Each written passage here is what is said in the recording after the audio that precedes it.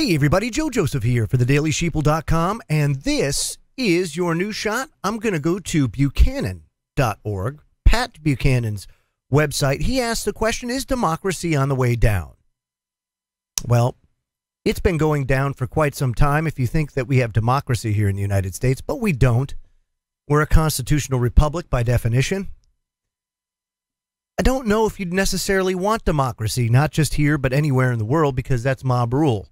Mob rule, while seemingly fair, I always bring up this example when we talk about mob rule, that's eminent domain.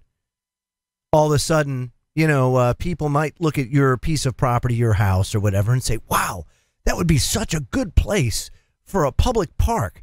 Let's just put it up to a vote, and we'll see if, we'll let democracy rule the day. And at any time, anywhere, they could put it up for a vote. They could take your property away, and you'd be the only one to say, wait, whoa, this is my property. You can't take it away. But the majority voted and said that, yeah, we can. That's democracy. So you have to be very careful about what you wish for, because oftentimes it can lead to other issues that you don't intend on. And that's, of course, one of them. Pat Buchanan writes, the Western democratic system is hailed by the developed world as near perfect and the most superior political system to run a country, mocked China's official news agency. However, what's happening in the United States today will make more people worldwide reflect on the viability and legitimacy of such a chaotic political system. Let me stop there, because that's exactly what a lot of people rail against and fight against, including myself. I do not like the current system, the current construct. However, you can't look at communism as a factor or a solution on a macro scale, because it does not work. It stifles individuality. It stifles individualism. Whereas in a micro situation, it's fabulous. When you look at a commune and how a commune's constructed and how it works, you can still maintain your individuality while it's really just a big extended family is what you have. You have a family construct, only on a larger scale. On a micro it works, macro it doesn't. You have a very small minority of people that know what's best for you, and then you're forced to live that way. And I say forced to live that way because even here in the United States, we deal with that too, where it is the one the one tool concept. Government has one tool. It's a hammer. They can only do everything by force. That's the only option they have. There's nothing out of the caring of their own heart. It's always by force. Things are, you don't pay your tax, wham. Yeah. There's so many things I could get into on that. It says there's a worldwide audience for what Beijing has had to say about the shutdown of the U.S. government, because there's some truth in it. According to Freedom House, it says, democracy's been in decline for a dozen years. Less and less do nations look to the world's greatest democracy, the United States, as a model of the system to best preserve and protect what's most precious to them. China may be a single-party communist state that restricts freedom of speech, religion, and the press, the defining hallmarks of freedom. Yet Beijing has delivered what makes the Chinese people proud, a superpower nation to rival the mighty United States. And Chinese citizens appear willing to pay in restricted freedoms the price of national greatness no modern Chinese generation has ever known. And the same appears true for the Russian people. After the humiliation of the Boris Yeltsin era, Russians rallied around Vlad Putin, an autocrat 18 years in power, for having retrieved Crimea and restored Russia to a great power that can stand up to the Americans. Consider those liberal or illiberal democracies of Central and Eastern Europe, like the Czech Republic, Poland, Austria, and Hungary. To preserve their national charter and identity, all have chosen to refuse refugees from Africa and the Middle East. And it doesn't appear to go along with the liberal democratic values of the EU, but so be it. The people have spoken. They do not want that stuff, which is good. Even President Macron of France said that if France had to go and vote tomorrow as far as whether they should be in the European Union or not, they would vote out. He knows it. Pat writes, why? Well, one reason, and no, it's not the economy, stupid. He says it's the tribe.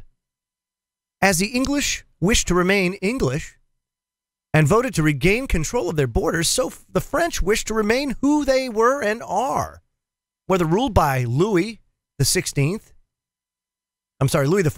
or Napoleon, or General de Gaulle, or the Fifth Republic.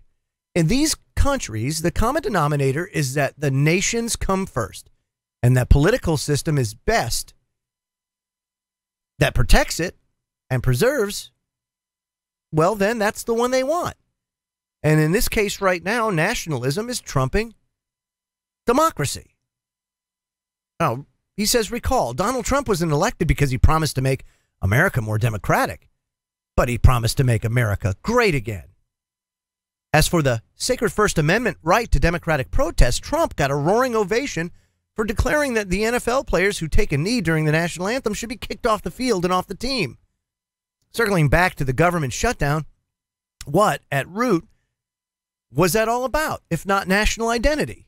The Democrats who refused to vote to keep the government open didn't object to a single thing in the Republican bill. They objected to what was not in the bill, which was amnesty for illegal immigrants known as Dreamers. And it's all about who gets to become an American. You know, look at the movie Gangs of New York. If you've never seen it, awesome movie. Daniel Day-Lewis is in it. Leonardo DiCaprio. It's about New York in the 1850s, 1860s, right at the time of the Civil War. An unbelievable story of immigrants versus people who are, they say, indigenous or have had family roots here for a long time. You know, I'm not talking about Native Americans, but it is a great story of how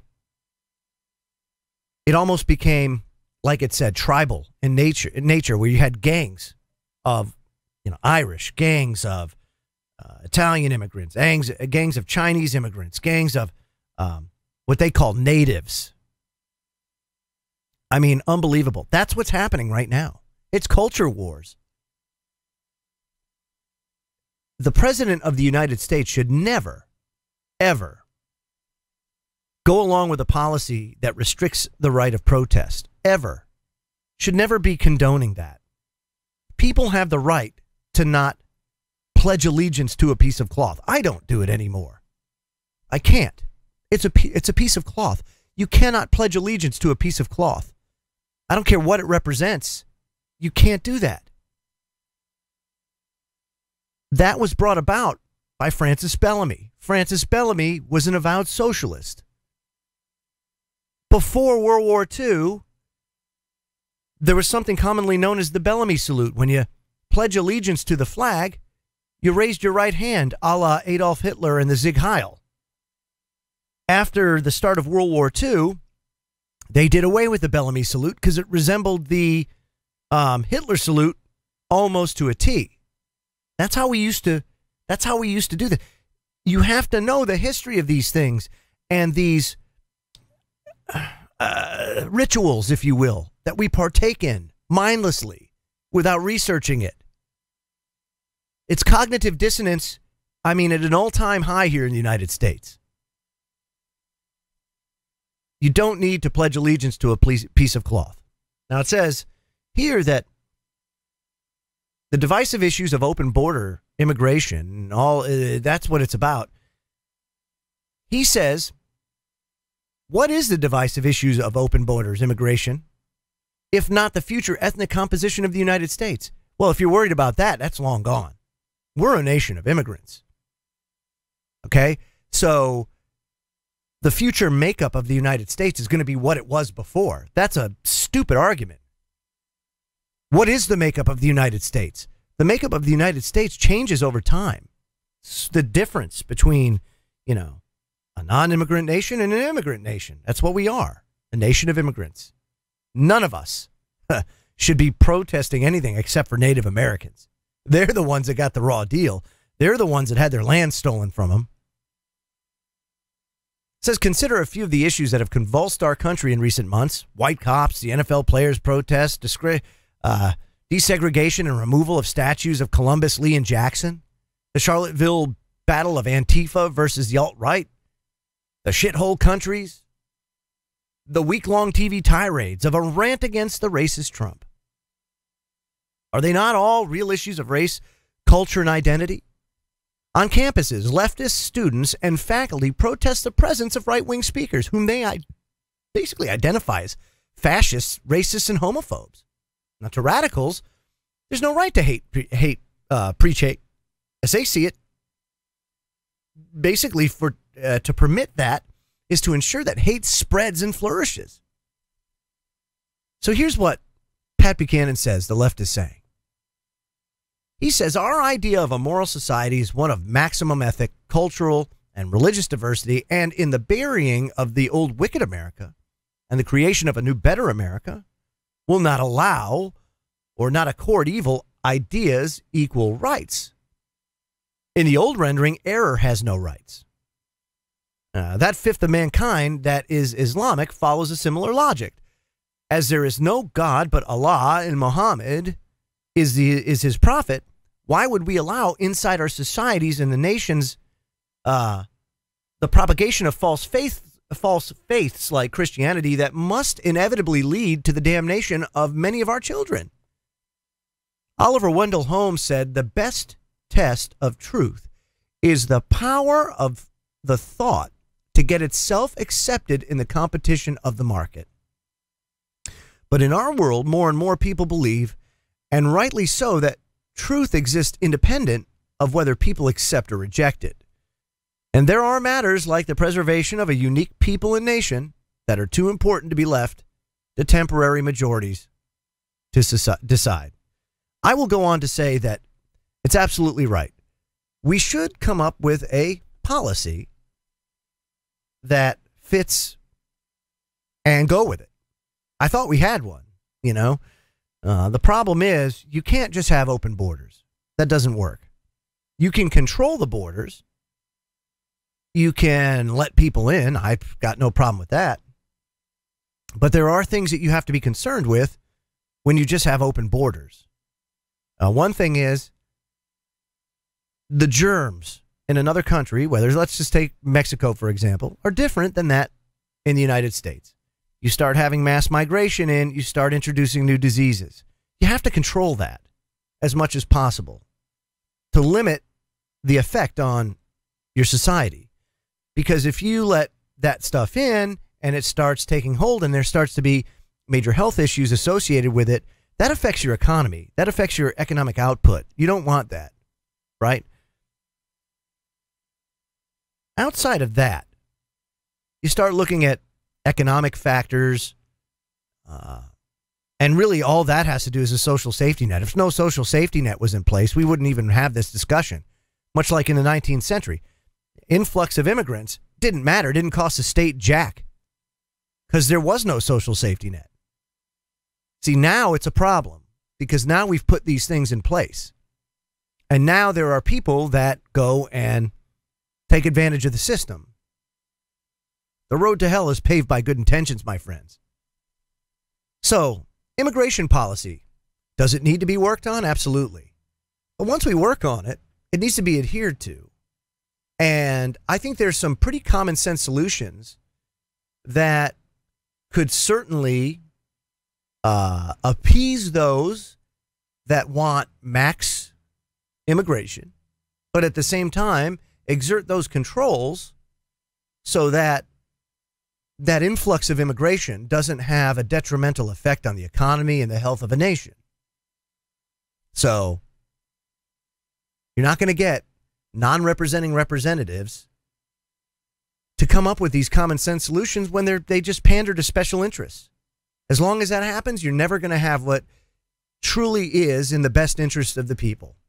You're only going to have what's in the best interest of those with big purse strings and the ability to influence lawmakers at both a state and federal level. I'm Joe Joseph. This was thedailysheeple.com's News Shot. Feel free to comment below and visit our website, thedailysheeple.com, #WakeTheFlockUp. Have a great day, everybody.